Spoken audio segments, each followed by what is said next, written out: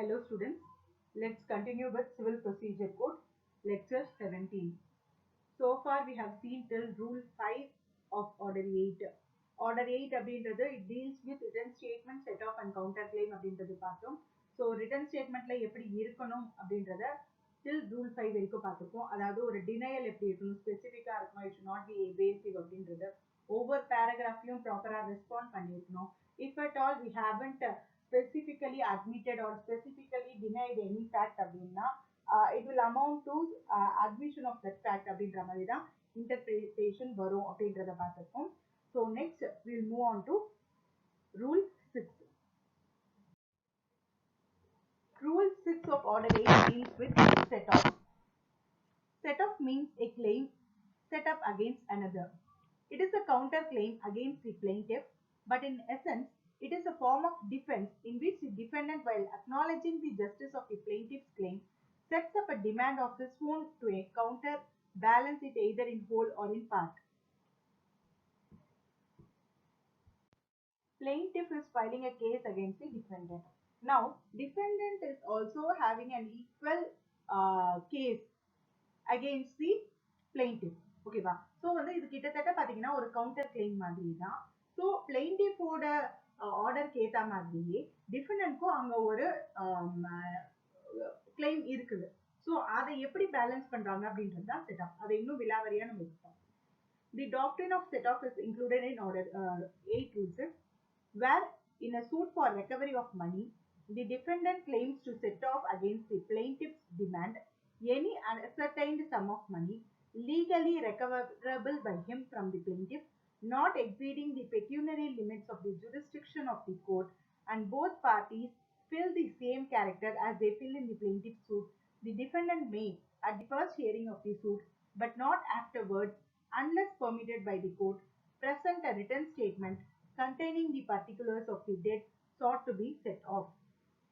பணத்தை திருப்பி பெறுவதற்கான வழக்கில் வாதியிடமிருந்து பிரதிவாதியால் சட்டப்பூர்வமாக திரும்ப பெறத்தக்க பணத்தொகை எதுவும் இருக்கும்போது வாதியினால் கோரப்பட்ட தொகைக்கு எதிர்கட்டு செய்ய பிரதிவாதி கோருகிற போது பிரதிவாதி எதிர்கட்டு செய்ய கோரப்படுகிற கடன் பற்றிய விவரங்கள் அடங்கிய எதிர் வழக்குரை ஒன்றை வழக்கின் முதல் விசாரணையின் போது தாக்கல் செய்தல் வேண்டும்.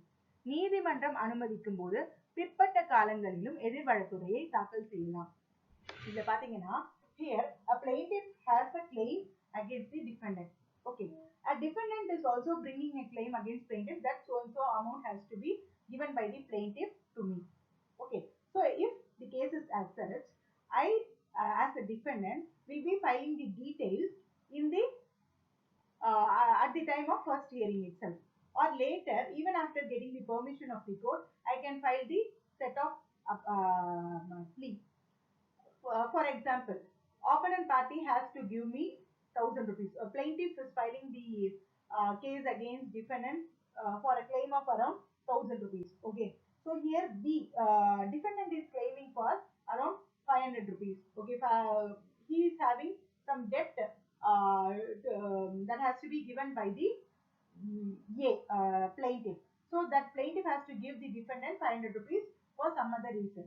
Okay, so இங்க என்ன ஆகும்னு பாத்தீங்கன்னா இப்ப 1000 rupees அவங்க கொடுக்கணும், 500 rupees டிபெண்டன்ட் கொடுக்கணும் அப்படின்னா so that 500 rupees will be set off. Okay, so if it is if the defendant is able to prove that the plaintiff is liable to pay 500 rupees to the defendant means at that time the 500 rupees will be set off in the court right here. Next ஒரு 1000 ரூபாய் கொடுக்கணும் வாதி வந்து பிரதிவாதிக்கு சொல்லிட்டு ஐ மீன் பிரதிவாதி வாதிக்கு 1000 ரூபாய் கொடுக்கணும் அப்படின்னு சொல்லிட்டு கேஸ் தொடங்குறாங்க. பிரதிவாதி சொல்றாங்க எனக்கு முதல்ல வாதி 500 ரூபாய் கொடுக்க வேண்டியது இருக்கு அப்படின்னு சொல்றாங்க. ஓகேவா? சோ இப்போ என்ன ஆகும்னா 1000 ரூபாய் ப்ரூவ் பண்றாங்க, இவங்களும் வந்து 500 ரூபாய் ப்ரூவ் பண்றாங்கன்னா அந்த 1000ல இருந்து 500 மைனஸ் பண்ணிட்டு அந்த 500 செட் ஆஃப் பண்றாங்க. அதுதான் வந்து இந்த ரூல் 6. நெக்ஸ்ட் பாத்தீங்கன்னா effect of set off. The written statement shall have the same effect as a plaint in a cross suit so as to enable the court to pronounce a final judgment in respect both of the original claim and of the set off. But this is not after the lien upon the amount decreed of any pleader in respect of the cost payable to him under the decree. எதிர்கட்டின் விளைவு. அசல் கோரிக்கை எதிர்கட்டு ஆகிய இரண்டையும் பொறுத்து இறுதியாக தீர்ப்பை பகருவதற்கு நீதிமன்றத்தை இயல்பிக்கும் பொருட்டு அந்த எதிர் வழக்குரையானது எதிர் வழக்கில் உள்ள ஒரு வழக்குரைக்கான அதே விளைவை கொண்டிருக்கும். ஆனால் வழக்கறிஞருக்கு செலுத்த வேண்டிய தொகையை பொறுத்து தீர்ப்பு செய்யப்பட்ட தொகையின் பேரில் அவருக்குள்ள பட்டுரிமை பாதித்தல் கூடாது. அதாவது இந்த ரிட்டன் ஸ்டேட்மெண்ட் ஃபைல் பண்றாங்கல்ல செட் ஆஃப்காக, அந்த ப்ளீடிங் செட் ஆஃப்கான கிளைமோட சேர்த்து ரிட்டன் ஸ்டேட்மெண்ட் ஃபைல் பண்றாங்க இல்லையா? So how the written statement will be treated is, if the defendant has filed a new case, he would have mentioned all these details in the plain, is it not? Here all these details has been mentioned by the defendant in the written statement. So this particular written statement containing the claim of set off will be treated as that of a plaint of a fresh case. This is not connected to the fees payable to the advocate. Next, the rules relating to a written statement by a defendant apply to a written statement in answer to a claim of a set off. அதாவது எதிர் வழக்குரை சம்பந்தப்பட்ட விதிகள் எதிர்கட்டு பற்றிய கோரிக்கைக்கு மறுமொழி அளிக்கும் எதிர் வழக்குரைக்கும் பொருந்தும். அதாவது ரிட்டன் ஸ்டேட்மெண்ட்க்கு நம்ம இப்ப இது வரைக்கும் ரூல்ஸ் பார்த்தோம் இல்லையா, ரூல் 1 to 5. அந்த ரூல் வந்துட்டு ரிட்டன் ஸ்டேட்மெண்ட் பத்தி சொல்ற கிளைம்க்கும் வந்துட்டு பொருந்தும். Okay, it is also applicable for the written statement that is having a so here written statement will be filed by the defendant, and if he is claiming any set of means that has to be answered by the plaintiff. So அவங்க file பண்ற அந்த கவுண்டருக்கும் வந்துட்டு written statement கான rules வந்து பொருந்தும். Next, let's see some examples. A sues B on a bill of exchange. B alleges that A has wrongfully neglected to insure these goods and is liable to him in compensation, which he claims to set off. The amount not being ascertained cannot be set off. ஒரு மாற்றுச்சீட்டின் பேரில் அ என்பவர் ஆ என்பவர் மீது வழக்கிடுகிறார். அ தம் சரக்குகளை காப்பீடு செய்யாமல் சட்டவிரோதமாக அசட்டை செய்துவிட்டதாகவும் அவர் தமக்கு நஷ்ட ஈடு தருவதற்கு கடப்பாடுடையவர் என்பதாகவும் அந்த நஷ்டஈட்டை எதிர்கட்டு செய்து கொள்ளும் உரிமை தமக்கு உண்டு என்பதாகவும் ஆ கூறுகிறார். அந்த தொகையும் நிச்சயம் செய்யப்படாத தொகையாக இருப்பதால் அதை எதிர்கட்டு செய்யக்கூடாது. ஸோ இங்க பாத்தீங்கன்னா ஏ பி ரெண்டு பேரும் வந்துட்டு அவங்களுக்குள்ள ஒரு பிசினஸ் டிரான்சாக்ஷன் நடக்குது. ஏ வந்து ஏ இஸ் சப்ளைங் இல்லைன்னா டெலிவரிங் குட்ஸ் டு பி, ஓகேவா, வித்தவுட் இன்சூரிங் தி குட்ஸ், இன்சூர் பண்ணாம குட்ஸை வந்துட்டு பிக்கு டெலிவர் பண்ணிடுறாங்க. இதுல என்ன ஆகுதுன்னு பாத்தீங்கன்னா அதுக்கு அந்த பிக்கு கொடுத்த குட்ஸ் அமௌண்ட் வந்து ரிட்டர்ன் ஆகணும் இல்லையா? ஸோ அந்த அமௌண்ட்டை வந்துட்டு கொடுக்காததுனால A is filing a case against B. Okay, so இங்க B என்ன சொல்றாரு அப்படின்னா அதெல்லாம் சரி, பட் வந்துட்டு எனக்கு இன்சூர் பண்ணாம நீங்க குட்ஸ் அனுப்பினதுனால எனக்கு அதுல டேமேஜஸ் இருக்குது, அதை காம்பன்சேட் பண்ணணும். காம்பன்சேஷன் பத்தி அவங்க வந்து கிளைம் பண்றாங்க, ஓகேவா? ஸோ அந்த காம்பன்சேஷன் அமௌண்ட்டை நீங்க வந்து செட் ஆஃப் பண்ணணும், அதை வந்து மைனஸ் பண்ணிக்கணும் அப்படின்னு சொல்லிட்டு சொல்றாங்க. ஓகே, ஸோ இங்க காம்பன்சேஷன் அமௌண்ட் அப்படின்னு சொல்லிட்டு எந்த ஒரு சர்டைன் வேல்யூவும் அவங்க கொடுக்கல. இட் இஸ் அன்சர்டைன், ஓகேவா, அன்அசர்டைன்டு. ஒரு ப்ராப்பர் வேல்யூ சொன்னா மட்டும்தான் இந்த செட் ஆஃப்ல வருமே தவிர அன்அசர்டைன்டு வேல்யூ எல்லாத்தையும் வந்துட்டு செட் ஆஃப்ல கொண்டு வர முடியும். ஸோ இந்த கேஸை பொறுத்த வரைக்கும் அமௌண்ட்டை வந்து அசர்டைன்டா இருக்கிறதுனால, ப்ராப்பரா இல்லாத அன்அசர்டைன்டா இருக்கிறதுனால அந்த செட் ஆஃப் அப்படின்ற ஒரு கான்செப்டை கொண்டு வர முடியாது. நெக்ஸ்ட் பாத்தீங்கன்னா A sues B on a bill of exchange of ₹500. B holds a judgment against A for ₹1000. The two claims both definite pecuniary demands will be set off. அதாவது 500 ரூபாய்க்கான ஒரு மாற்றுச்சீட்டின் பேரில் அ என்பவர் ஆ என்பவர் மீது வழக்கிடுகிறார். ஆவின் பேரில் 1000 ரூபாய்க்கான ஒரு தீர்ப்பை பெற்றிருக்கிறார். இரண்டு கோரிக்கைகளுமே திட்டமான நிதி சம்பந்தப்பட்ட கோரிக்கைகளாக இருப்பதால் எதிர்கட்டு செய்யப்படலாம். செட் ஆஃப் இங்க வந்து பாசிபிள். எப்படின்னு பாத்தீங்கன்னா A is filing a case against B for 500 rupees, ஓகேவா? ஒரு பில் ஆஃப் எக்ஸ்சேஞ்ச் வச்சு அவங்க வந்து என்ன பண்றாங்க, 500 rupees நீங்க தரணும் அப்படின்னு சொல்லிட்டு கேஸ் ஃபைல் பண்றாங்க. But here B is already having a judgment. என்ன ஜட்மெண்ட் அப்படின்னா A has to give ₹1000 to B அப்படின்னு சொல்லிட்டு ஒரு ஜட்மெண்ட் வச்சிருக்காங்க, ஓகேவா? ஸோ இப்போ இதை வந்துட்டு அவங்க செட் ஆஃப்ல கிளைம் பண்ண முடியும். ஏன் அப்படின்னா ரெண்டு அமௌண்ட்டுமே வந்து பெக்யூனரி, பணம் தொடர்பானது. அதுவும் ரெண்டு அமௌண்ட்டுமே வந்துட்டு அசர்டைன்டா இருக்குது. அதாவது 1000 rupees 500 rupees சொல்லிட்டு கிளியர் கட்டா இதுதான் அமௌண்ட் அப்படின்னு சொல்லிட்டு ப்ராப்பரா வேல்யூ இருக்குது. ஸோ அதனால this can be set off. A sues B for compensation on account of trespass. B holds a promissory note for ₹1000 from A and set off that amount against any sum that A may recover in the suit. B may do so for as soon as A recovers both sums or definite pecuniary demands. அத்துமீறலுக்கான நட்டஈட்டிற்காக ஆவிடம் இருந்து 1000 ரூபாய்க்கான ஒரு கடனுறுதி சீட்டை ஆ பெற்றிருக்கிறார். அதனால் வழக்கில் நட்டஈட்டாக பெறலாகும் தொகை எதற்கும் எதிராக அந்த தொகையை எதிர்கட்டு செய்ய கோருகிறார். அவ்வாறு செய்யலாம். ஏனென்றால் நட்டஈடு பெற்றவுடன் இரண்டு தொகைகளும் திட்டமான விதிமுறைகளை கோரிக்கைகள் ஆகின்றன. இங்க பாத்தீங்கன்னா suit for compensation has been filed on account of trespass against B. ஓகேவா? இங்க an order compensation amount will be ordered at the time of judgment. Okay. So இங்க முன்னாடியே B is having a promissory note that has to be executed against A. எவ்வளவு ரூபாய்க்குன்னு பாத்தீங்கன்னா 1000 rupees அவங்க வச்சிருக்காங்க. So இப்ப A set offல என்ன சொல்றாங்கன்னு பாத்தீங்கன்னா, ஓகே காம்பன்சேஷன் எவ்வளவு ஆர்டர் ஆகுதோ அந்த அமௌண்ட்ல வந்து 1000 rupees செட் ஆஃப் பண்ணிக்கணும் அப்படின்னு சொல்லிட்டு சொல்றாங்க. Okay, so after the judgement இப்போ வந்து முதல்ல ஃபர்ஸ்ட் பில் ஆஃப் எக்ஸ்சேஞ்ச்ல பாத்தீங்கன்னா one amount is only certain and another amount அங்க வந்துட்டு அமௌண்ட் வந்து சர்டனே கிடையாது. இங்க வந்துட்டு பாத்தீங்கன்னா அமௌண்ட் வந்து சர்டனா இருக்கு. ஒன்னு வந்துட்டு 1000 rupees அப்படின்றது. இன்னொரு விஷயம் பாத்தீங்கன்னா காம்பன்சேஷன் எவ்வளவு ஆர்டர் ஆகுதோ அந்த அமௌண்ட்ல இருந்து 1000 rupees செட் ஆஃப் பண்ணிக்கோங்க அப்படின்னு சொல்லிட்டு கிளியரா சொல்றாங்க. So a defendant may claim a set off if the following conditions are satisfied. என்ன காரணங்களுக்காக வந்துட்டு set off இந்த கேட்கலாம் அப்படின்றத இப்ப நம்ம சொல்லுவோம். ஒரு 6 points. First point வந்து the suit must be for the recovery of money. இது பணத்தை திரும்ப பெறுவதற்காக ஃபைல் பண்ணப்படுற ஒரு வழக்கா இருக்கணும். The sum of money must be ascertained. வழக்குல சொல்லப்பட்டிருக்க தொகை வந்துட்டு ப்ராப்பரா அதாவது ascertained-ஆ இருக்கணும். நிச்சயம் செய்யப்பட்ட தொகையா இருக்கணும். Such sum must be legally recoverable. அதாவது லீகலா அந்த அமௌண்ட்டை வந்து திரும்ப பெறதுக்கான பெற முடியறதா இருக்கணும். சட்டப்பூர்வமா அதை வந்துட்டு பெற முடியறதா இருக்கணும். It must be recoverable by the defendant or by all the defendants if more than one.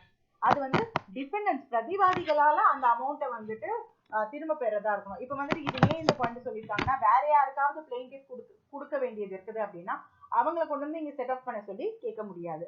It must be recoverable by the defendant from the plaintiff or from all plaintiffs if more than one.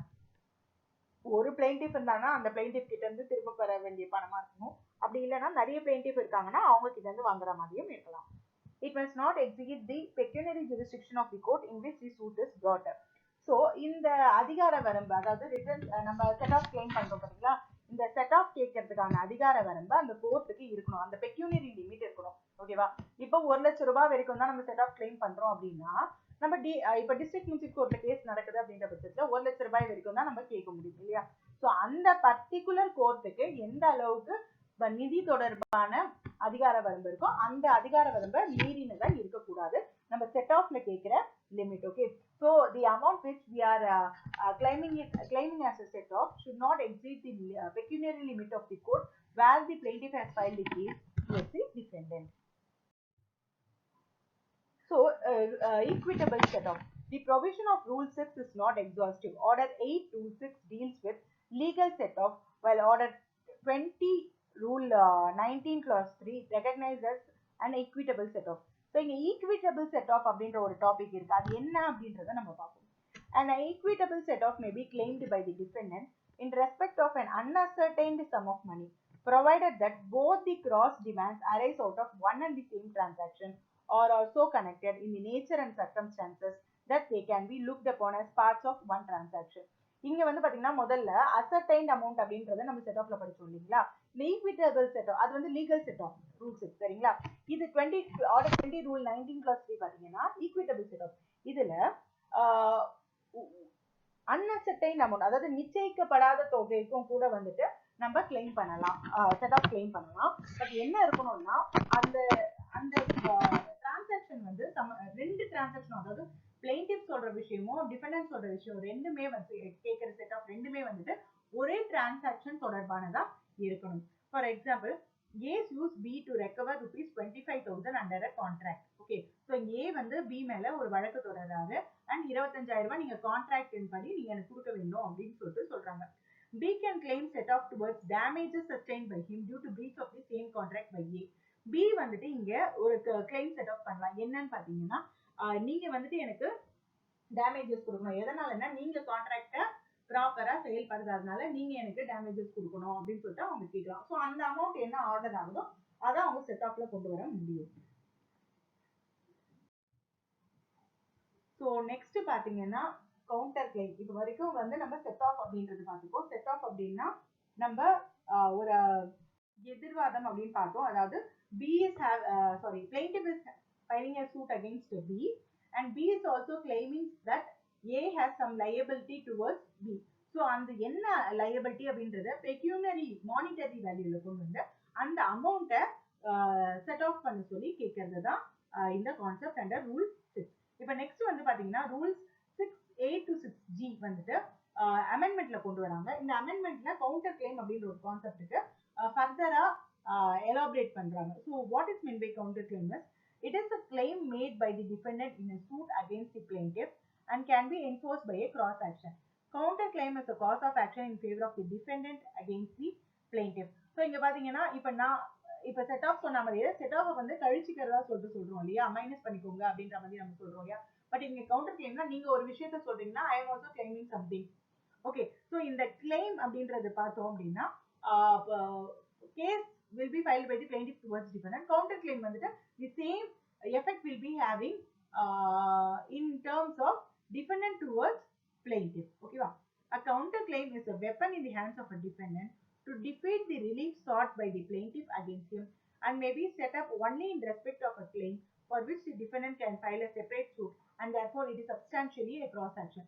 So இங்க பாத்தீங்கன்னா counter claim அப்படின்றது எப்போ feasible-ஆ இருக்கும்னு பாத்தீங்கன்னா it must be having some it must be having a character of being filed as a separate suit. அதாவது if இந்த கேஸ்ல counter claim அவங்க கொண்டு வரல அப்படின்னா the defendant can file a fresh suit against the plaintiff based on the same ground, based on the same claim அப்படின்ற மாதிரி அந்த ஒரு எலிஜிபிலிட்டி இருந்தாதான் அந்த counter claim நம்ம வந்துட்டு இந்த particular கேஸ்ல கொண்டு வர முடியும். So it is called as cross action அப்படின்னு கூட நம்ம சொல்லிக்கலாம்.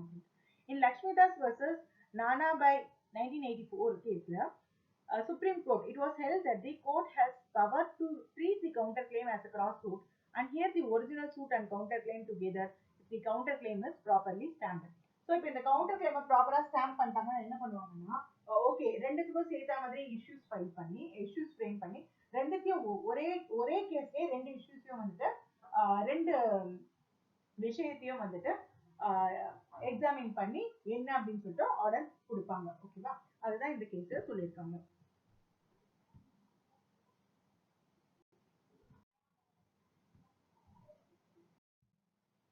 ஸோ கவுண்டர் கிளைம்ல நான் சொன்ன மாதிரி it consists of A to G sub rules. So first we will look on to rule 6A.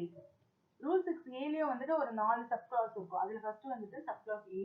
A defendant in a suit may, in addition to his right of pleading, a set of under Rule 6 set up by way of counter claim against the claim of the plaintiff, any right or claim in respect of a cause of action accruing to the defendant against the plaintiff either before or after the filing of the suit, but before the defendant has delivered defense or before the time limited for delivering his defense has expired, whether such counterclaim is in nature of a claim for damages or not, provided that such counterclaim shall not exceed the pecuniary limits of the jurisdiction of the court.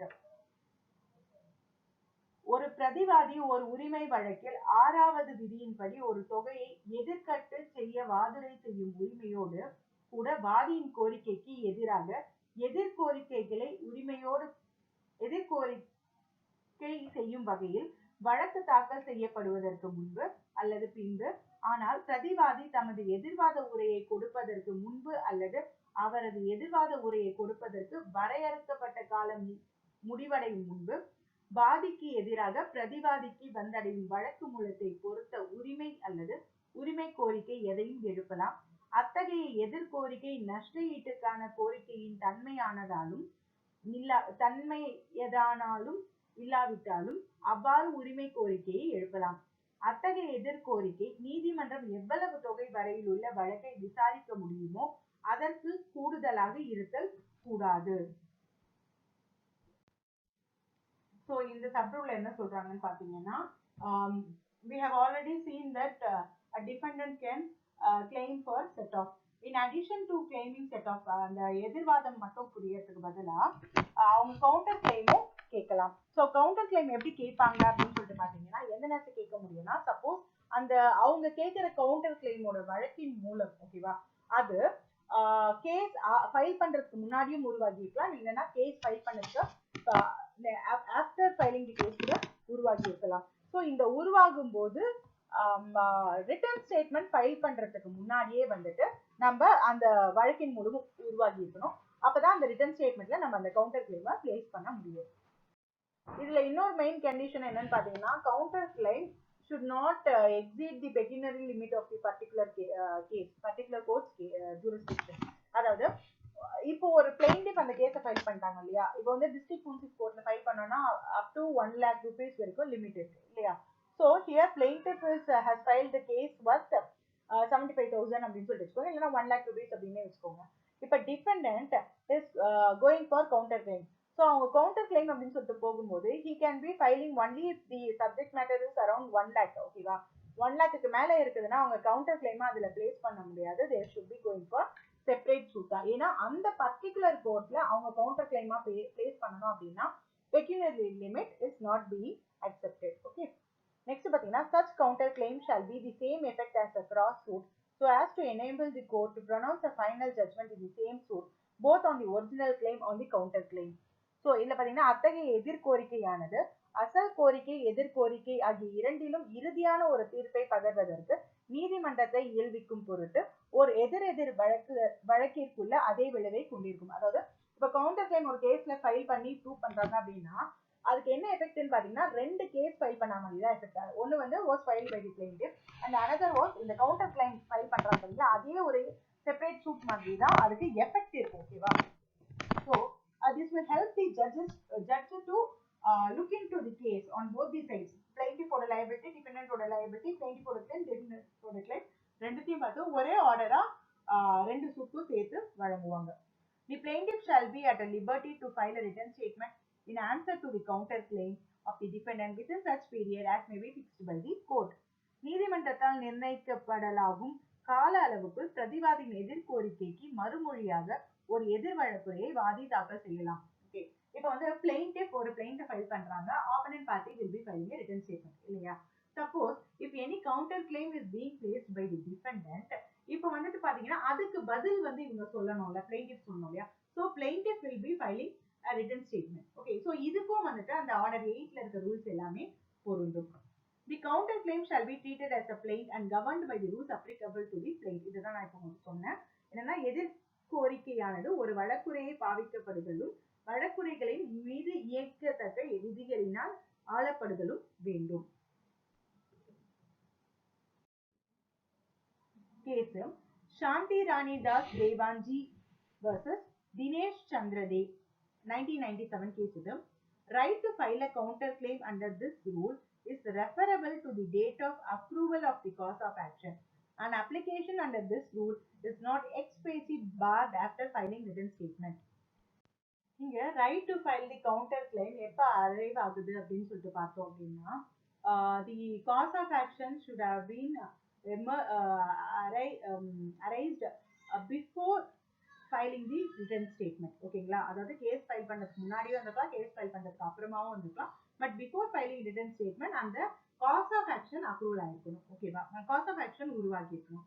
So இப்போ ஒரு written statement file பண்ணிட்டாங்க அப்படின்றதுக்காக இந்த counter claim place பண்றத permit பண்ண முடியாதா அப்படின்னா கிடையாது. ஓகேவா, as because written statement has been placed, it doesn't mean that counter claim cannot be placed. ஓகேவா, so whether counter claim can be had in this case or not depends upon when the cause of action has been arisen. Next case பாத்தீங்கன்னா, South Konkan Distilleries versus Prabhakar Gajanan Naik 2009 case. In a suit for dissolution of firm, counter claim was limited to damages caused to the defendant till filing of written statement. After 13 years, amendment of written statement and enhancement of counter claim were sought. The court held that the claim was barred by limitation. இது எதை பத்தின case அப்படின்னு பாத்தீங்கன்னா, ஒரு நிறுவனத்தை dissolve பண்றத பொறுத்த case. இதுல கவுண்டர் கிளைம் எது வரைக்கும் பாத்தீங்கன்னா ரிட்டர்ன் ஸ்டேட்மெண்ட் ஃபைல் பண்ற வரைக்கும் எந்த அளவுக்கு கவுண்டர் கிளைம் இருக்கோ அது வரைக்கும் வந்து அவங்க கேட்கறாங்க. After 13 years, amendment of written statement and enhancement of counter claim were sought. 13 வருஷத்துக்கு அப்புறம் ரிட்டன் ஸ்டேட்மெண்ட் அமெண்ட் பண்ணி அந்த கவுண்டர் கிளைம்ல அவங்க அமௌண்ட் மென்ஷன் பண்ணினாங்க பாத்தீங்களா, அந்த அமௌண்ட்டை ஏற்றி அதாவது இன்க்ரீஸ் பண்ணணும் அப்படின்னு சொல்லிட்டு அமெண்ட்மெண்ட்கான பெர்மிஷன் கேட்கறாங்க. ஓகேவா? பட் கோர்ட் என்ன பண்ணிடுறாங்க, that cannot be done. ஏன் அப்படின்னா the suit was barred by limitation அப்படின்னு சொல்லிட்டு சொல்றாங்க. the claim was barred by. இப்போ நார்மலா இந்த கவுண்டர் கிளைம் ஒரு கேஸா ஃபைல் பண்ணணும்னா எப்ப ஃபைல் பண்ணிருப்போம், அதுக்குன்னு ஒரு லிமிடேஷன் டைம் இருந்திருக்கும் இல்லையா. இப்போ அவங்க ஆல்ரெடி அந்த கவுண்டர் கிளைமை பிளேஸ் பண்ணிட்டாங்க, ஒரு அமௌண்ட்டை அவங்க வந்து ஸ்பெசிஃபிக்கா சொல்லிட்டாங்க. ஆஃப்டர் 13 இயர்ஸ் வந்துட்டு அந்த ஒரு ரிட்டன் ஸ்டேட்மெண்ட் அமெண்ட் பண்ணி கவுண்டர் கிளைமை என்ஹான்ஸ் பண்ணினா என்ன ஆகும், it will be pure injustice to the plaintiff இல்லையா. அது மட்டும் இல்லாம இப்போ அவங்களால தனியா அந்த கவுண்டர் கிளைம் யூஸ் பண்ணி கேஸ் ஃபைல் பண்ண முடியாது, because it has already been barred by the limitation. So அதே கன்வென்ஷனை இங்கே சொல்லி it was not allowed by the court. Next, Mahendra Kumar versus State of Madhya Pradesh 1987 case, where the cause of action for the counter claim had arisen before filing of the written statement, the counter claim is not barred. Suppose வந்துட்டு return statement file பண்றதுக்கு முன்னாடி அந்த counter claim ஒரு cos of action arrive ஆயிருந்தது அப்படின்னா அப்ப counter claim file பண்றதுல இருந்து யாரும் தடுக்க முடியாது. ஓகேவா? சோ ஏன்னா ரிட்டன் ஸ்டேட்மெண்டே ஃபைல் பண்ணல, ரிட்டன் ஸ்டேட்மெண்ட் ஃபைல் பண்ற வரைக்கும் கவுண்டர் கிளைம் ஃபைல் பண்றதுக்கான ப்ரொவிஷன் இருக்கு.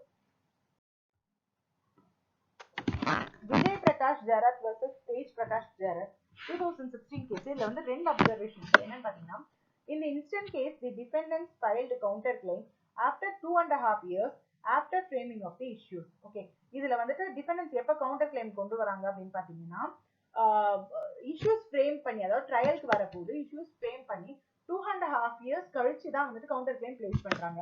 இப்ப பாத்துக்கோங்க, ரிட்டன் ஸ்டேட்மெண்ட் ஃபைல் பண்றதுக்கு முன்னாடி காஸ் ஆஃப் ஆக்ஷன் அரைவ் ஆயிருக்குமே தவிர ரிட்டன் ஸ்டேட்மெண்ட் ஃபைல் பண்ணும்போதே கவுண்டர் கிளைம் ஃபைல் பண்ணணும் அப்படின்ற அவசியம் கிடையாது. No material showing that any prejudice or irreparable loss or injustices would be caused to the plaintiff was produced, showing that any prejudice would be caused to the respondent or plaintiff if the counterclaim was to be adjudicated upon along with the main suit.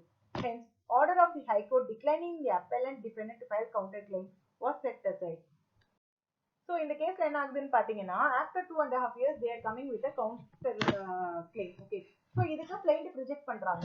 2.5 years கழிச்சு நீங்க வந்து counter claim கொண்டு வரீங்க, அதாவது return ஸ்டேட்மெண்ட்லாம் file பண்ணி issues frame பண்ணிட்டாங்க. Okay, frame பண்ணினதுக்கு அப்புறம் after 2.5 years நீங்க வரீங்க, so it should not be allowed by the court அப்படின்னு சொல்லிட்டு கண்டெஸ்ட் பண்றாங்க. ஸோ இந்த பெட்டிஷன் அப்பீல் வரும்போது அங்க ஹைகோர்ட்ல என்ன சொல்றாங்க அப்படின்னு பாத்தீங்கன்னா, பிளெயின்டிஃப் வந்து ப்ரூவ் பண்ணணும் இல்லையா. இப்போ இங்க பிளெயின்டிஃப் என்னன்னு ப்ரூவ் பண்ணணும்னா, சப்போஸ் இந்த கவுண்டர் கிளைம் 2.5 years கழிச்சு கொண்டு வந்திருக்கிறதுனால plaintiff will be put to irreparable loss. எங்களுக்கு வந்து ரொம்ப நஷ்டமாகும், அவங்க புதுசா இவ்வளவு நாள் கழிச்சு இதை கொண்டு வராங்க அப்படின்றதெல்லாம் அவங்க சொல்லணும். ஓகேவா? In this case, the plaintiff was not able to prove that if the counterclaim is allowed, there would be major loss to them அப்படின்றத அவங்க ப்ரூவ் பண்ண முடியல. ஓகேவா? ஸோ அதனால கவுண்டர் கிளைம் ரிஜெக்ட் பண்ணி ட்ரையல் கோர்ட் கொடுத்த ஆர்டரை ஹைகோர்ட் வந்துட்டு செட் அசைட் பண்ணிடுறாங்க. இன்னொரு ஒரு அப்சர்வேஷன் இந்த கேஸ் என்னன்னு பாத்தீங்கன்னா, cause of action in respect of which counter claim can be filed should accrue before defendant has delivered his defense, namely before defendant had filed his written statement. அதாவது இதையும் பத்தி நம்ம முன்னாடியே சொல்லிட்டோம். என்னன்னு பாத்தீங்கன்னா, காஸ் ஆஃப் ஆக்ஷன், அந்த counter கிளைம்க்கான cos of action எப்ப அரைவ் ஆயிருக்கணும்னு பாத்தீங்கன்னா ரிட்டன் ஸ்டேட்மெண்ட் ஃபைல் பண்றதுக்கு முன்னாடியே அரைவ் ஆயிருக்கணும் அப்படின்றத நம்ம சொல்லிட்டோம். Next, rule 6B, counter claim to be stated where any defendant seeks to rely upon ground as supporting a right of counterclaim, he shall in his written statement state specifically that he does so by way of counterclaim. எதிர்கோரிக்கை உரைக்கப்படுதல் வேண்டும். பிரதிவாதி காரணம் எதையும் எதிர்கோரிக்கை உரிமை ஒன்றுக்கு ஆதாரமாக கொள்ள முற்படுகிற போது எதிர்கோரிக்கை மூலமாகத்தான் அவ்வாறு செய்வதாக அவர் தன் எதிர் வழக்குரையில் திட்டவட்டமாக உரைத்தல் வேண்டும். நம்ம வந்துட்டு ஏற்கனவே பிளெயின்ட் படிக்கும் போதும் பார்த்தோம். என்னன்னு பாத்தீங்கன்னா, what are all the things we are mentioning it should be clear in the plaint அப்படின்னு சொன்னோம். on what grounds we are filing the case அப்படின்றத பார்த்தோம். அதே மாதிரி ரிட்டன் ஸ்டேட்மெண்ட்லயும் on what grounds we are specifically denying it அப்படின்றதையும் நம்ம பார்த்தோம். ஓகேவா?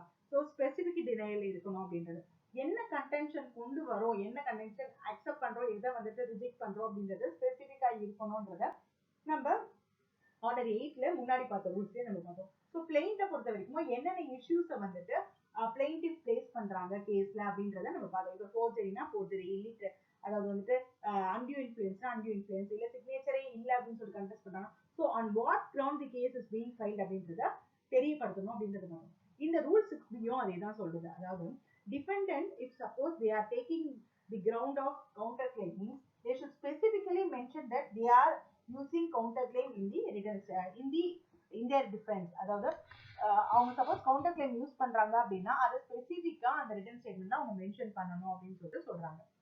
Rule 6C exclusion of counterclaim where a defendant sets up a counterclaim and the plaintiff contends that the claim thereby raised ought not to be disposed of by way of counterclaim, but in an independent suit, the plaintiff may, at the time before issues are settled in relation to the counterclaim, apply to the court, which may, on the hearing of such an application, make such an order as it thinks fit. எதிர்கோரிக்கை நீக்கிடுதல். ஒரு பிரதிவாதி எதிர்கோரிக்கை ஒன்றை எழுப்பியிருந்து வாதி அதன் மூலம் எழுப்பப்பட்ட கோரிக்கையானது எதிர்கோரிக்கை வாயிலாக தீர்மானிக்கப்படுதல் கூடாது, ஆனால் தனிப்பட்ட ஒரு உரிமை வழக்கில் தீர்மானிக்கப்படுதல் வேண்டும் என்று வாதாடுகிற போது எதிர்கோரிக்கையை குறித்த பிரச்சனைகள் திட்டப்படுத்துவதற்கு முன்பு ஒரு கட்டளைக்காக வாதி நீதிமன்றத்திற்கு விண்ணப்பிக்கலாம். மேலும் நீதிமன்றம் அந்த விண்ணப்பத்தை விசாரித்ததன் பேரில் தான் தக்கதென கருதும் கட்டளையை பிறப்பிக்கலாம்.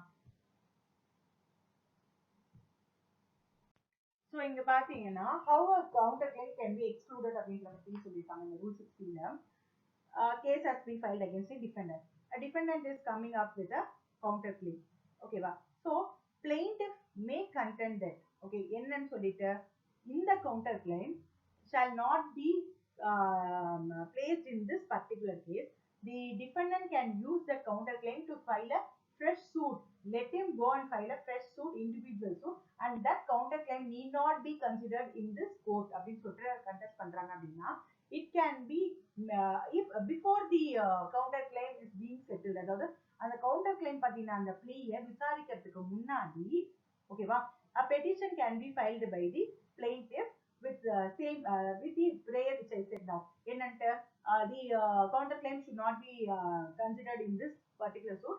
The defendant is free to file another suit where that counterclaim can be settled அப்படின்றது சொல்றாங்க அப்படின்னா court after considering can pass a suitable order. ஓகேவா? இப்போ வந்து ஜட்ஜ் கிட்ட ஒரு பெட்டிஷன் ஃபைல் பண்றாங்க கவுண்டர் கிளைம் பத்தி. இந்த கேஸ்ல அவங்க சொல்ல வேண்டியது கிடையாது, அவங்க வந்து வேற ஒரு புது கேஸ் ஃபைல் பண்ணி அதுல அவங்க பாத்துக்கட்டும், அதை இதுல கொண்டு வரக்கூடாது அப்படின்னு சொல்றாங்கன்னா அந்த கவுண்டர் கிளைம் பத்தின விஷயங்களை விசாரிக்க ஆரம்பிக்கிறதுக்கு முன்னாடிதான் இந்த பிளேயை கொண்டு வரணும். ஓகேங்களா? ஸோ அந்த கவுண்டர் கிளைம் பண்ணக்கூடாது அப்படின்னா அதுக்கு ஒரு பெட்டிஷன் ஃபைல் பண்ணி அது மேல ஜட்ஜ் வந்து ஆர்டர் பாஸ் பண்ணுவாங்க. ஓகேவா? Case Jagmohan Chawla vs Dera Radha Swami Satsang 1996 case. In a suit for injunction, counter claim for in respect of the same or a different property is maintainable. The cause of action from which the counter claim arises need not necessarily arise from or have any nexus with the cause of action of the plaintiff. If the case is regarding injunction அப்படின்னா உறுப்பு கட்டளைக்காக ஒரு case file பண்றாங்க அப்படின்னு பாத்தீங்கன்னா so it is pertaining to same property different property அப்படின்றது ஒரு issue கிடையாது. The cause of action from which counter claim arises need not necessarily arise from or have any nexus with the cause of action of the plaintiff. So இங்க plaintiff ஓட cause of action defendant ஓட cause of action ஒரே cause of action இருக்கணும் அப்படின்ற அவசியம் கிடையாது. ஓகேவா? plaintiff will be having some other cause of action and the defendant can have some other cause of action. So இப்போ வந்து ப்ராப்பர்ட்டி ஒரே மாதிரி இருந்துச்சுனாலும் ப்ராப்ளம் இல்லை, டிஃப்ரெண்டா இருந்தாலும் ப்ராப்ளம் இல்லை. But if it is related to same case same parties அப்படின்ற போது கவுண்டர் கிளைம் எடுத்துப்பாங்க. Next, rule 6D, effect of discontinuance of suit. If in any case in which the defendant sets up a counterclaim, the suit of the plaintiff is stayed, discontinued or dismissed, the counterclaim may nevertheless be proceeded with. அதாவது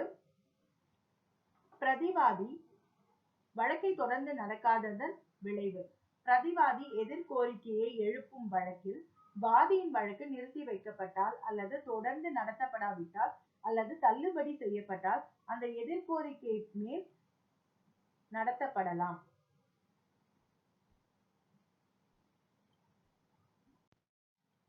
plaintiff case file பண்றாங்க, defendant அந்த கேஸ்லயே counter claim place பண்றாங்க. ஓகேவா? Place பண்ணதுக்கு அப்புறம் plaintiff suit was either stay வாங்கிட்டாங்க, இல்லனா வந்துட்டு நிறுத்தி வைக்கப்பட்டுச்சு, இல்லனா வந்துட்டு டிஸ்கண்டினியூ பண்ணிட்டாங்க, இல்லனா வந்துட்டு அதாவது வாபஸ் வாங்கிட்டாங்க, இல்லனா டிஸ்மிஸ் ஆயிடுச்சு, தள்ளுபடி ஆயிடுச்சு அப்படின்னா இப்ப கவுண்டர் கிளைம் இல்ல. சோ அந்த கவுண்டர் கிளைம் வந்து ப்ரொசீட் பண்ணலாம். ஓகேவா? கேஸ் முடிஞ்சிச்சு, அந்த கேஸ்ல தான் நம்ம கவுண்டர் கிளைம் ஃபைல் பண்ணிருக்கோம் அப்படின்றதுனால counter claim will also get vanished அப்படின்னா கிடையாது. With respect to counter claim, it can be proceeded with. Next, Rule 6E, default of plaintiff to reply counter claim. If the plaintiff makes default in putting in a reply to the counter claim made by the defendant, the court may pronounce judgment against the plaintiff in relation to the counter claim made against him or make such order in relation to the counter claim as it seems fit. எதிர்கோரிக்கைக்கு வாதி பதில் கூற தவறுதல். பிரதிவாதியினால் செய்யப்பட்ட எதிர்கோரிக்கைக்கு ஒரு பதிலை தாக்கல் செய்ய வாதி தவறினால் நீதிமன்றம் வாதிக்கு எதிராக செய்யப்பட்ட எதிர்கோரிக்கையை பொறுத்து அவருக்கு எதிராக ஒரு தீர்ப்பை வழங்கலாம் அல்லது எதிர்கோரிக்கையை பொறுத்து அது தக்கதென கருதும் கட்டளையை பிறப்பிக்கலாம். அதாவது இப்ப வந்துட்டு நம்ம முன்னாடி சொன்னோம், plaintiff ஃபைல் பண்ணதுக்கு அப்புறம் defendant will be filing the written statement. ஓகேவா? Suppose the counter claim has been placed in the written statement by the defendant அப்படின்னா plaintiff has to file a written statement. ஓகேவா? With respect to the counter claim placed by the defendant. Suppose அந்த counter claim எதிராக நீங்க வந்து ஒரு எதிர் வழக்குரையை file பண்ணல அப்படின்னா, if the plaintiff failed to file a written statement with respect to counter claim அப்படின்னா, the court, depending upon the facts mentioned in the counter claim, can pass such orders. ஓகேவா? pass suitable orders. அந்த counter கிளைம்ல அவங்க சொல்லியிருக்க விஷயங்களை மட்டுமே கருத்துல கொண்டு வாதிக்கு எதிராக தீர்ப்பு கொடுக்கலாம். இங்க வந்துட்டு வாதி எதிர்வாதி கொடுக்கிற அந்த கவுண்டர் கிளைமுக்கு வாதி வந்து பதில் சொல்லணும். வாதி பதில் சொல்லாம விட்டுட்டாங்க அப்படின்னா அந்த கவுண்டர் கிளைமை பேஸ் பண்ணி வாதிக்கு எதிராக ஜட்ஜு தீர்ப்பு வழங்கலாம், இல்லைன்னா கட்டளை பிறப்பிக்கலாம். Rule 6F, relief to defendant where counter claim succeeds. Where in any suit a set off or counter claim is established as a defense against the plaintiff's claim and any balance is found due to the plaintiff or the defendant as the case may be, the court may give judgment to the party entitled to such balance. எதிர்கோரிக்கை வெல்லுமிடத்து பிரதிவாதிக்குள்ள பரிகாரம். வழக்கில் வாதியின் கோரிக்கைக்கு எதிராக எதிர்வாதமாக ஒரு எதிர்கட்டு அல்லது எதிர்கோரிக்கை நிறுவப்பட்டு மீதி எதுவும் வாதிக்கோ அல்லது பிரதிவாதிக்கோ கொடுபட வேண்டி இருப்பதாக காணப்படும் போது நீதிமன்றம் அத்தகைய மீதிக்கு உரிமையுடைய தரப்பினருக்கு தீர்ப்பளிக்கலாம். So இங்க என்ன ஆகுதுன்னு பாத்தீங்கன்னா, counter claim when it is established, when it is proved by the defendant. ஓகேவா? So இப்ப plaintiff அவங்களோட தரப்பை ப்ரூவ் பண்றாங்க, கவுண்டர் கிளைமையும் டிபெண்டன்ட் என்ன பண்றாங்க, ப்ரூவ் பண்ணிடுறாங்க. ஸோ இப்போ என்ன ஆகுதுன்னு பாத்தீங்கன்னா, இந்த ரெண்டு அமௌண்ட்டையும் கன்சிடர் பண்ணி இதை மைனஸ் பண்ணிடுவாங்க, யார் யாருக்கு கொடுக்க வேண்டியது அப்படின்றது மைனஸ் பண்ணிட்டு balance should be given either to plaintiff or defendant if available. ஓகேவா? அதாவது இப்போ வந்து plaintiffக்கு டிபெண்டன்ட் கொடுத்த கவுண்டர் கிளைம் மைனஸ் பண்ணி plaintiffக்கு 500 rupees கொடுக்க வேண்டியது இருந்ததுன்னா அந்த 500 rupees plaintiffக்கு கொடுப்பாங்க. சப்போஸ் டிபெண்டன்ட்டுக்கு வந்துட்டு கவுண்டர் கிளைம் ஜாஸ்தியா இருந்து டிபெண்டன்ட்டோட கவுண்டர் கிளைம்ல இருந்து பிளைண்டோட அமௌண்ட்டை மைனஸ் பண்ணிருந்தாங்க அப்படின்னா, suppose if the amount there is some amount that has to be given to the defendant அப்படின்னா டிபெண்டன்ட் கொடுக்குற மாதிரி பாஸ் பண்ணாங்க. இப்போ வந்து வேல்யூ என்னன்றதை பொறுத்து தான். ஓகேவா? கவுண்டர் கிளைமை பொறுத்த வரைக்கும் நம்ம முன்னாடியே பார்த்தோம், it should not exceed the limit of the pecuniary limit அப்படின்னு சொல்லிட்டோம். ஓகேவா? But pecuniary jurisdiction of the particular court, but பிளைண்டோட வேல்யூவை தாண்டி இருக்கக்கூடாது அப்படின்னு சொல்லிட்டு நம்ம எந்த ரூலுமே சொல்லல. ஓகேவா?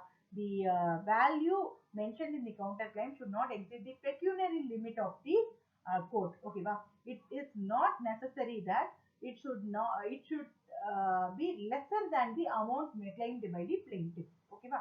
ஸோ இந்த நேரத்தில் சப்போஸ் கவுண்டர் கிளைம்ல சொல்லியிருக்கா இப்போ வந்து 75,000 பிளைன்டிஃப் வந்து கிளைம் பண்றாங்க, 80,000 கவுண்டர் கிளைம்ல இருக்குது அப்படின்னா, if the defendant is able to prove the counter claim அப்படின்ற பட்சத்துல 80,000 இருந்து 70,000 மைனஸ் பண்ணி 75,000 மைனஸ் பண்ணி there is still 5,000 இல்லையா? ஸோ தட் 5,000 பத்தின ஆர்டரை வந்துட்டு ஜஸ்ட் பாஸ் பண்ணலாம். ஸோ இங்க 5,000 பத்தின ஆர்டர்னா என்ன வருது, கவுண்டர் கிளைம் எஸ்டாப்ளிஷ் பண்ணிட்டாங்க அப்படின்னாலே plaintiff is liable to pay the defendant rupees 80,000 அப்படின்றது வந்துருது. ஓகேவா?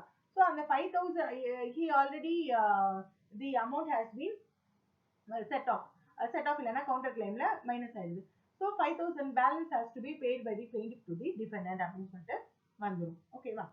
நெக்ஸ்ட் பாத்தீங்கன்னா rule 6G, rules relating to written statement to apply. The rules relating to a written statement by a defendant shall apply to a written statement filed in answer to a counter claim. எதிர் வழக்குரை தொடர்பான விதிகள் பொருந்துதல். ஒரு பிரதிவாதியின் எதிர் வழக்குரை தொடர்பான விதிகள் ஒரு எதிர் கோரிக்கைக்கு மறுமொழியாக தாக்கல் செய்யப்பட்ட ஒரு எதிர் வழக்குரைக்கு பொருந்தும். அதாவது பாத்தீங்கன்னா இப்போ வந்துட்டு ரிட்டன் ஸ்டேட்மெண்ட் டிபெண்டன்ட் ஃபைல் பண்ணாங்க, அந்த written statement set off counter claim, அதுக்கு தான் இந்த ஆர்டர் 8ல சொல்லியிருக்க ரூல்ஸ் இல்லையா? இப்போ ஒரு கவுண்டர் கிளைம் டிபெண்டன்ட் பிளேஸ் பண்றாங்க அப்படின்ற போது again the plaintiff will be asked to file a written statement towards the counter claim placed by the defendant. இல்லையா? அவங்க ஃபைல் பண்ண கவுண்டர் கிளைம் சம்பந்தப்பட்ட விஷயங்களுக்கு மட்டும் ரிட்டன் ஸ்டேட்மெண்ட் திருப்பியும் வாதி ஃபைல் பண்ற மாதிரி இருக்கும் இல்லையா? ஸோ அந்த ரிட்டன் ஸ்டேட்மெண்ட் ஃபைல் பண்றாங்க இல்லையா பிளைன்டிஃப், ஸோ அந்த டாபிக் எல்லாமே வந்துட்டு எதோட ரூல்ஸ்ல வரும்னா ரிட்டன் ஸ்டேட்மெண்ட்டுக்காக ரூல்ஸ் நம்ம சொன்ன மாதிரியா அதே ரூல்ஸ் எல்லாம் வந்துட்டு இந்த பிளைன்டிஃப் ஃபைல் பண்றதோட ரிட்டன் ஸ்டேட்மெண்ட்டுக்கும் பொருந்தும் அப்படின்னு சொல்லிட்டு சொல்றாங்க. Distinction between set off and counter claim. So rule 6 set off பத்தி பார்த்தோம், rule 6A ல இருந்து 6G வரைக்கும் counter claim பத்தி பார்த்தோம். இது எல்லாமே ஆர்டர் 8ல தான் வருது. ஸோ இது ரெண்டுமே கிட்டத்தட்ட ஒரே கான்செப்டா இருந்தாலும் they have some differences. அந்த டிஃபரன்ஸ் என்ன அப்படின்றத பார்க்கணும். Set off must be for ascertained sum or it must arise out of the same transaction as the plaintiff's claim, whereas a counter claim need not arise out of the same transaction. So set off எதிர்வாதம் அப்படின்றது ஒரு நிச்சயிக்கப்பட்ட தொகை சம்பந்தப்பட்டதா இருக்கணும், இல்லைன்னா ஒரே transaction சம்பந்தப்பட்டதா இருக்கணும். Plaintiff எதை பத்தி கேட்கிறாங்களோ அதே விஷயம் தொடர்பானதா தான் அந்த செட் ஆஃப் இருக்கணும். ஆனா கவுண்டர் கிளைம் அப்படின்றது அப்படி இருக்க வேண்டிய அவசியம் கிடையாது. Set off is a good ground of defense and it should be pleaded in the written statement, whereas counter claim does not afford any defense to the plaintiff's claim. Set off அப்படின்றது பாத்தீங்கன்னா return ஸ்டேட்மெண்ட்டுக்கான ஒரு டிஃபென்ஸா அவங்க use பண்ணிக்கலாம். ஓகேவா? 1000 rupees கொடுக்கணும்னா அதுல 500 rupees set of பண்ணி 500 rupees கொடுத்தா போதும் அப்படின்றது. ஆனா கவுண்டர் கிளைம் அப்படின்றது ஃபுல்லா அவங்களோட லைபிலிட்டியை ப்ரூவ் பண்ற மாதிரி இருக்கு, பிளைன்டிஃபோட லைபிலிட்டியை ப்ரூவ் பண்ற மாதிரி இருக்கும். சரிங்களா? It will not be acting as a defense for the plaintiff. In case of set off, the plaintiff, in order to establish this plea must prove that the set off was barred when the plaintiff commenced his action. It is not enough to prove that it was barred at the time when it was pleaded. In case of counter claim, it is enough for the plaintiff to prove that the counter claim to prove that was barred when it was pleaded. So இங்க plaintiff வந்துட்டு அந்த set off எப்படி defend பண்ணணும் அப்படின்னு பார்த்தீங்கன்னா the set off claim was barred out of limitation when the plaintiff filed the case itself. அவங்க case file பண்ணும்போதே அதுக்கான லிமிடேஷன் பார் ஆயிடுச்சு அப்படிங்கிறத சொல்லுமே தவிர எப்போ வந்துட்டு அவங்க அந்த டாபிக்கை கொண்டு வராங்களோ அப்பதான் பார் ஆச்சு அப்படின்னு சொல்லிட்டு சொல்லக்கூடாது. In case of counter claim it is enough for the plaintiff to prove that the counter claim was barred when it was pleaded. So counter claim எப்போ கேட்குறாங்களோ அப்போ அது பார் ஆச்சு அப்படின்றத ப்ரூவ் பண்ணா போதுமே தவிர கேஸ் ஃபைல் பண்ணும்போதே அது பார் ஆச்சு அப்படின்றது சொல்ல தேவை கிடையாது. ஏன்னா கவுண்டர் கிளைம் அப்படின்றது ரிட்டன் ஸ்டேட்மெண்ட் அவங்களோட அந்த ப்ளீ கொண்டு வர்றதுக்கு முன்னாடி வரைக்கும் எப்போ அரைவ் ஆச்சோ, அதாவது டிஸ்பியூட் ரைஸ் ஆயிருக்கு, காஸ் ஆஃப் ஆக்ஷன் வந்து ரிட்டன் ஸ்டேட்மெண்ட் ஃபைல் பண்றதுக்கு முன்னாடி அரைவ் ஆயிருக்கனாலே போதுமான ஒரு விஷயம் தான். So far we have seen till order 8 rule 6. Rule 6ல வந்துட்டு இன்னைக்கு நம்ம மெயினா பார்த்தது என்னன்னு பாத்தீங்கன்னா செட் ஆஃப் கவுண்டர் கிளைம் அப்படின்றது. ஸோ பிளைன்டிஃப் மட்டும் கேஸ் ஃபைல் பண்ணி பிளைன்டிஃப் மட்டும் சாதகமா இல்லாம டிஃபரன்ஸ் சைட்ல ஏதாவது அவங்களுக்கு லைபிலிட்டி இருக்குது அப்படின்னா அந்த லைபிலிட்டியும் சேர்த்து ஒரே கேஸ், அதாவது the counter claim will be having individual character of the case, but ரெண்டு கேஸையும் ஒரே கேஸா கன்சிடர் பண்ணி ஒரே ஆர்டரா பாஸ் பண்ணி ஒரே செட்டில்மெண்ட் கொடுப்பாங்க. ஓகேவா?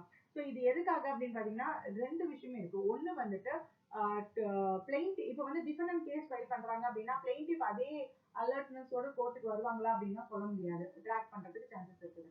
பட் இன்னொரு கேஸ் பார்த்தீங்கன்னா இதுக்காக ஃப்ரெஷ்ஷாக ஒரு சூட் ஃபைல் பண்ண வேண்டியதில்லை. பட் இதில் இன்னொரு விஷயம் நம்ம பார்க்கணும் என்னன்னு பார்த்தீங்கன்னா இது எல்லாத்துக்குமே வந்து ப்ராப்பராக ஸ்டாம்ப் பண்ணணும். ப்ராப்பராக ஸ்டாம்ப் பண்ணல அப்படின்னா அவங்களோட கவுண்டர் கிளைமை அவங்க கேட்க முடியாது. செட் ஆஃப்க்கு ஸ்டாம்ப் தேவை கிடையாது. கவுண்டர் கிளைம்க்கு ஸ்டாம்ப் ப்ராப்பராக பண்ணியிருக்கணும் டிஃபரன்ஸ் சைட்லேருந்து. ஸோ நெக்ஸ்ட் இதோட கண்டினியூஷன்ஸை நெக்ஸ்ட் கிளாஸ்ல பார்க்கலாம். தேங்க்யூ.